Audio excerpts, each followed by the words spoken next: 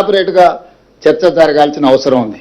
ఎవరైతే ఇక్కడ భూమియో లేకపోతే ట్యాక్సెసో లేకపోతే పన్నుల చెల్లింపు విధానంలో ఇతర విధానాలలో ఏమన్నా ప్రభుత్వం నుంచి లబ్ధి పొందితే వాళ్ళ పట్ల మనం ప్రభుత్వం ఏమైనా కొన్ని నిబంధనలు పెట్టడానికి అవకాశం ఉంది. సొంతంగా వాళ్ళ నిధులతోని వాళ్ళ ఆలోచనతోటి వాళ్ళు పరిశ్రమ పెట్టుకున్నప్పుడు కొన్ని నిబంధనలు పెట్టుబడులను ఆకర్షించడానికి ఇబ్బందిగా మారే అవకాశం ఉంది. దీన్ని ఇంకా కొంత విస్తృతంగా చర్చ చేయాల్సిన అవసరం ఉంది. ఏదేమైనా తెలంగాణ యువకులకు మొదటి ప్రాధాన్యత ఇవ్వాలని చెప్పి అనుమతులు ఇచ్చేటప్పుడే పరిశ్రమ యజమానులకు మేము చెప్తున్నాం. ఎందుకంటే మన దగ్గర అన్స్కిల్డ్ కానీ సెమీ స్కిల్డ్ కానీ స్కిల్డ్ కానీ హై స్కిల్డ్ కానీ మన దగ్గర ఉన్నంత యువత అందుబాటు రాష్ట్రంలోనే కాదు దేశంలో కూడా ఎక్కడా లేదు. సో ఇతర దేశాలకే మనము వీళ్ళందరినీ పంపించగలిగిన స్థాయిలో ఉన్నాం కాబట్టి అందుకే ఈరోజు మనం స్కిల్ యూనివర్సిటీ కానీ ఐటీఐలను ఏటీసీలుగా మార్చడం కానీ ఈరోజు పాలిటెక్నిక్ కాలేజీలను అప్గ్రేడ్ చేయడం కానీ ఇవన్నీ కూడా అందులో భాగమే. ఇప్పుడు మన టామ్కామ్ నుంచి కూడా ఇతర దేశాలకు జపాన్ జర్మనీ లాంటి దేశాలకు మన దగ్గర నుంచి మనం పంపించగలుగుతున్నామంటే ప్రభుత్వం కంప్లీట్గా బ్లూ కాలర్ జాబ్ల మీద ఫోకస్ పెట్టింది. వైట్ కాలర్ జాబ్స్ ఇప్పుడు ఏఐ రావడం వల్ల ఉద్యోగాలు పోయే పరిస్థితి ఉంది, ఉద్యోగ భద్రత లేని పరిస్థితి ఉంది. ప్రతిరోజు పేపర్లలో మనం చదువుతున్నాం ఏఐ వల్ల ఐటీ నిపుణులు చాలా మందికి చాలా దేశాలలో ఉద్యోగాలు కోల్పోతున్నాయి. కానీ అదే స్కిల్డ్ సెమీ స్కిల్డ్ ఈ బ్లూ కాలర్ జాబ్లకు ప్రపంచంలో విస్తృతమైన డిమాండ్ ఉంది. బ్లూ కాలర్ జాబ్లను ఏఐ రీప్లేస్ చేయలేదు, ఉద్యోగ భద్రత ఉంది. వాళ్ళకు కావాల్సిందల్లా సాంకేతిక నైపుణ్యాన్ని నేర్చుకోవడమే. అందుకే ఈరోజు ఏటీసీలలో జాయిన్ అయితే పర్ మంత్ 2000 రూపీస్ మనం స్టైఫండ్ ఇస్తామని చెప్పినాం.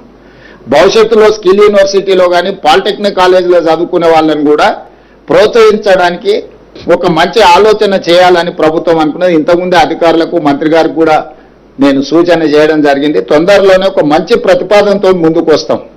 నా సూచన కూడా యువతకి, మనం ఏదైనా పని నేర్చుకున్నా మనం ఏదైనా చదువుకున్నా మనకు ఉద్యోగం అన్న ఉండాలి, ఉపాధి అవకాశాలన్నా రావాలి. ఉద్యోగం రాని ఉపాధి అవకాశాలు లేని చదువులు చదవడం వల్ల ప్రయోజనం లేదు. ఒకప్పుడు ఐటీ నిపుణులకు విపరీతమైన ఉద్యోగాల అవకాశాలు ఉండడం వల్ల ప్రతి కుటుంబంలో ప్రతి గ్రామంలో అమెరికాకి వెళ్ళి ఉద్యోగాలు చేసే పరిస్థితి ఉండే. ఈరోజు అమెరికాలో సంస్థలు ఆర్టిఫిషియల్ ఇంటెలిజెన్స్ యుగంలో కోట్లాది మంది ఉద్యోగాలు కోల్పోయే పరిస్థితి వచ్చింది. వాళ్ళు తిరిగి వెనక్కి మళ్ళీ మన రాష్ట్రానికో మన గ్రామాలకు వచ్చే పరిస్థితి ఉంది. అందుకోసమే ఈరోజు యువతకు నేను సూచన చేస్తున్నా. ఇంతకాలం మనం చదువుకున్న చదువు అమెరికా లాంటి దేశాలలో మనం ఉద్యోగాలు చేసుకోవడానికి ఉపయోగపడ్డది. ఈరోజు మీరు సాంకేతిక నైపుణ్యాన్ని పెంపొందించుకుంటే జర్మనీ, జపాన్, సౌత్ కొరియా లేకపోతే ఫిలిపిన్ ఇట్లాంటి చాలా దేశాలలో, సింగపూర్ లాంటి దేశాలలో కొన్ని కోట్ల ఉద్యోగ ఖాళీలు ఉన్నాయి. ఈరోజు మన ప్రభుత్వాన్ని సంప్రదిస్తున్నారు మీ దగ్గర ఉంటే పంపించండి అని. కాకపోతే మన యువత కేవలం ఐటీ, కంప్యూటర్, అమెరికానే భవిష్యత్తు అనుకున్నట్టుగా కొంతకాలం అట్లాంటి అవకాశాలు ఉండడంతో ఆ విధమైన ఆలోచన విధానంతో ముందుకెళ్ళిండు తల్లిదండ్రులు కానీ పిల్లలు కానీ.